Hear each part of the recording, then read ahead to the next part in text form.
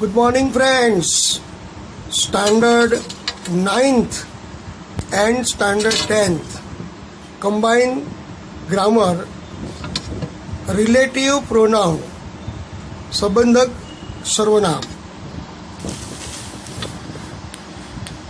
Relative pronoun એટલે કે સંબંધક સર્વનામનો ઉપયોગ નામના એટલે કે નાઉનના વર્ણનની શરૂઆતમાં કરવા માટે થાય છે.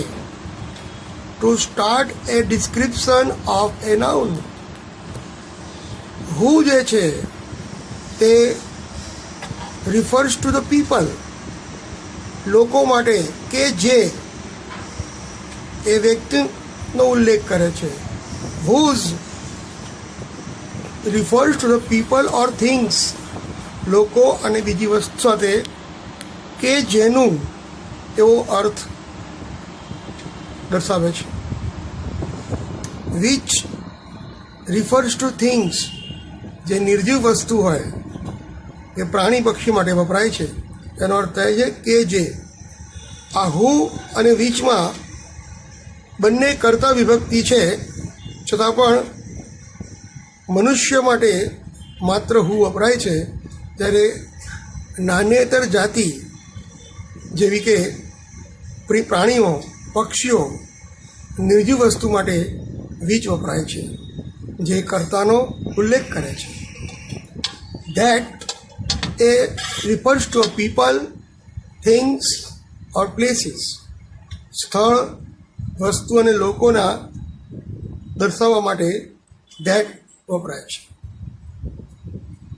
આમ રિલેટિવ પ્રોનાઉનનો ઉપયોગ બે રીતે કરવામાં આવે છે.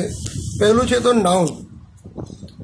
નામ પછી મૂકવામાં આવતા relative pronoun to make it clear which persons or things we are talking about. જે વ્યક્તિની આપણે વાત કરતા હોય તે વ્યક્તિ વિશે આપણને વધુ માહિતી આપે છે.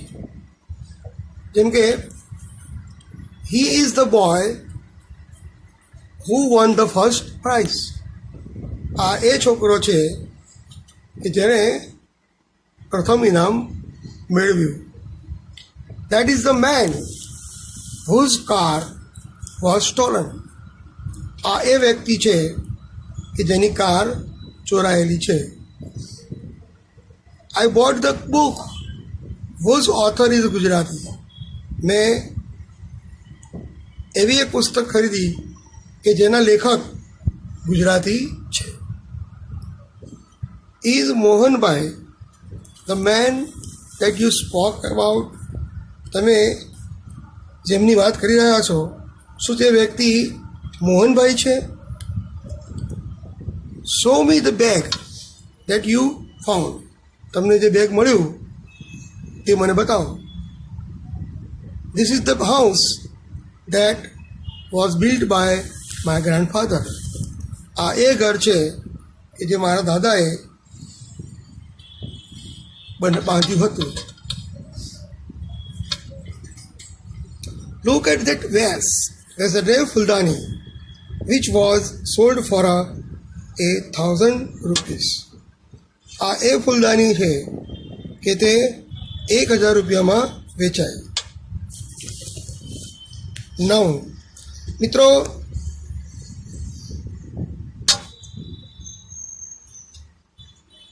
નાઉન પછી મૂકવામાં આવતા આપણે સંબંધક વિભક્તિ જોઈ. હવે નાઉન વિશે વધુ માહિતી આપવા માટે પણ મૂકવામાં આવતા relative pronoun to tell us more about a person or things. જેમ કે the boy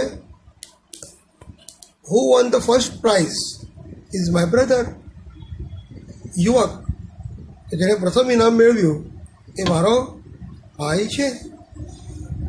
the man whose car was stolen is very worried.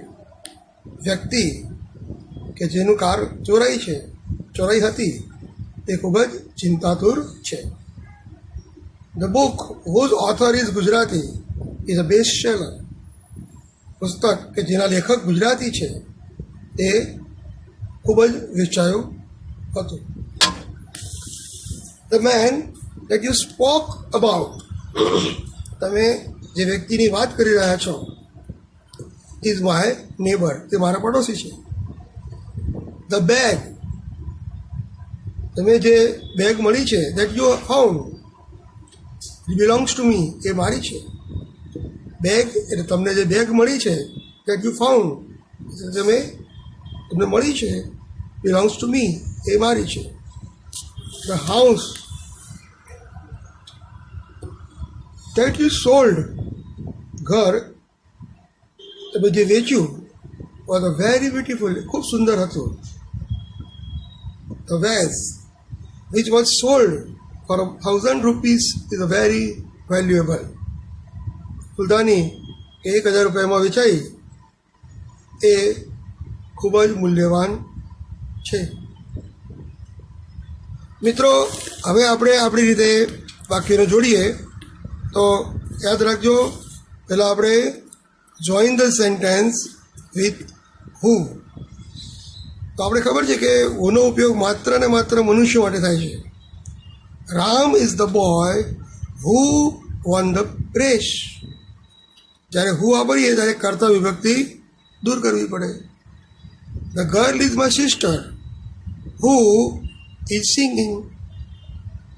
હુ મૂકીએ તો સી આપણે દૂર કરવો પડે.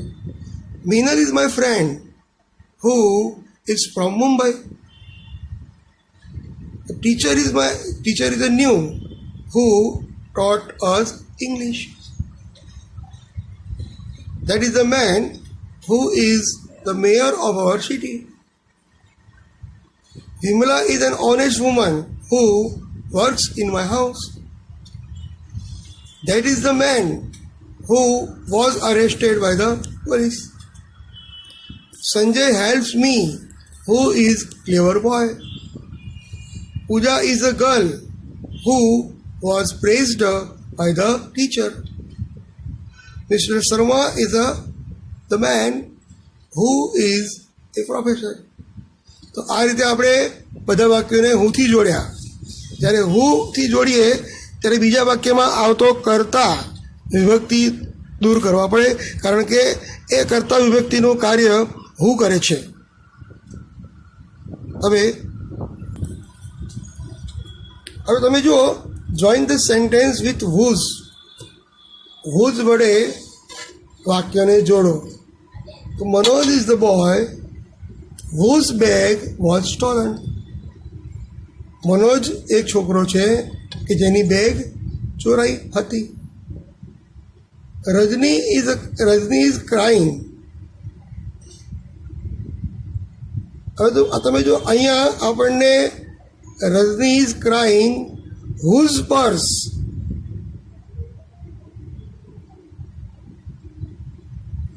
રજની has lost her purse who is crying.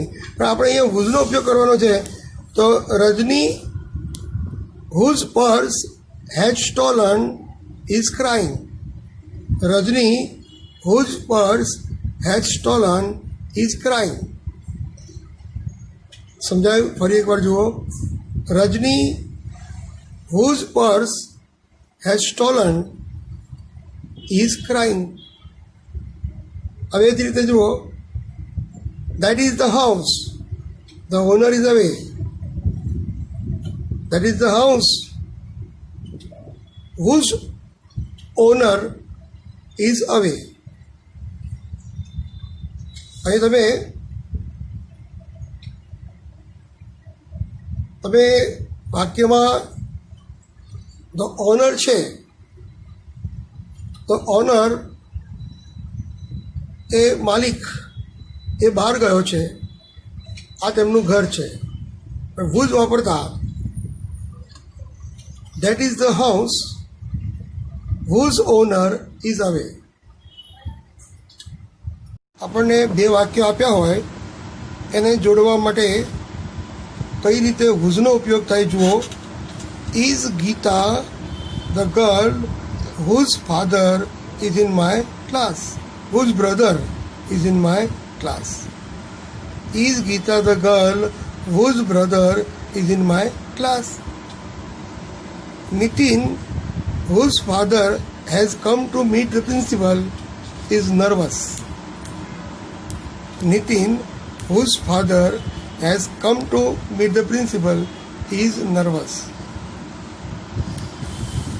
That is Priya, whose birthday we are celebrating today. That is Priya, whose birthday we are celebrating today. The teacher is angry. His instructions were not followed by the students. The teacher whose instructions were not followed by the student is angry. The child is crying. His mother is not home. The child whose mother is not at home is crying. Meera is singing a Gujarati song. Her mother tongue is Punjabi. Meera, whose mother tongue is Punjabi, is singing a Gujarati song. તો આ રીતે તમે whoseથી વાક્યને જોડી બે વાક્યને જોડીને બનાવી શકાય છે. હવે which અને that આપણને ખબર છે કે whichનો પ્રયોગ નિર્જીવ અને નાન્યતર વસ્તુના ઉલ્લેખ માટે કર્તા વિભક્તિ માટે થાય છે, કે કર્મ વિભક્તિ માટે થાય છે. જ્યારે that છે એ મનુષ્ય માટે પણ વપરાય અને નાન્યતર જાતિ માટે પણ વપરાય છે. જેમ કે this is the house which was sold for a big sum. This is the house that was sold for a big sum. We often go to the class. We often go to the garden which is near the river. I enjoyed reading your email which was full of jokes. The books belongs to me which you have found. ત્યારે અહીંયા whichનો ઉપયોગ કરીએ ત્યારે કર્મ નીકળી જાય, it નીકળી જાય છે. The book belongs to me which you have found. The car is not on a good condition which you are driving. Is Sonal the girl which you mention in your letter? Is Sonal that girl that you mention in your letter? અહીંયા that મૂકવું પડશે કેમ કે સજીવ મનુષ્ય માટે છે કે સોનલ એ છોકરી છે કે જેનો ઉલ્લેખ તમે તમારા પત્રમાં કર્યો. Is Sonal the girl which you mention in your letter, અથવા is Sonal the girl that you mention in your letter. જ્યારે ધેટ કે બીજ મૂકીએ ત્યારે હર અહીંથી દૂર કરવું પડે છે, કારણ કે વિચ કે ધેટ કર્મનું કામ કરે છે. The boy is my cousin, you speaking about him. તો અહીં તમે જુઓ, the boy is my cousin that you speaking about. અહીંયા વીચ વાપરવું યોગ્ય નથી કેમ કે અહીંયા મનુષ્યનો ઉલ્લેખ થયો છે. The boy is my cousin that you speaking about. The sari was selected by me which you just bought. Chess is the game which should be played by everyone. That is the bike which I sold to my friend. મિત્રો, આ રીતે બે વાક્યોને જોડવા માટે આ રીતે વાક્ય રચના વપરાય છે. હવે આપણે એક નવો મુદ્દો લઈએ છીએ, એક્સપ્રેસિંગ એક્સક્લેમેટરીઝ મીન્સ. આપણે એનો ઉપયોગ જોઈએ. પહેલાં મિત્રો, ધોરણ 9 અને ધોરણ 10માં આ નવો મુદ્દો પૂછાય છે તે આપણે શીખીએ. એક્સચેન્જિંગ પ્લીઝન્ટ્રીઝ. એક્સચેન્જિંગ એટલે અરસપરસ શુભેચ્છા લેવી અને આપવી. પ્લીઝન્ટ્રીઝ એટલે શુભેચ્છા. Here are some phrase that we are using during the conversation. અહીંયા કેટલાક તમને શબ્દ સમૂહ આપ્યા છે કે જે વાતચીત દરમિયાન વપરાય છે. Typical phrase to begin a conversation. કોઈ પણ વાતચીત શરૂ કરવી હોય ત્યારે વપરાતા શબ્દો. Hi, how are you? Ask when you meet some person. જ્યારે તમે કોઈ વ્યક્તિને મળો છો ત્યારે તમે પૂછો છો. આને શું કહેવાય? Exchanging pleasantry. Hi, what's the news? Ask when you meet a friend who you see regularly and you want to ask if anything has happened since you last met. So what's new? શું નવા શું ખબર છે? એટલે વ્યક્તિને તમે મળતા હો પણ છેલ્લે મળ્યા હોય પછી તમે થોડા દિવસ ન મળ્યા હો અને એ દરમિયાન કોઈ ઘટના બની હોય એ પૂછવા માટે what is the new? Hi, long time no see. Long time no see, લાંબા સમયથી તમે જોયા નથી. એ પછી એવરીથિંગ ઓકે.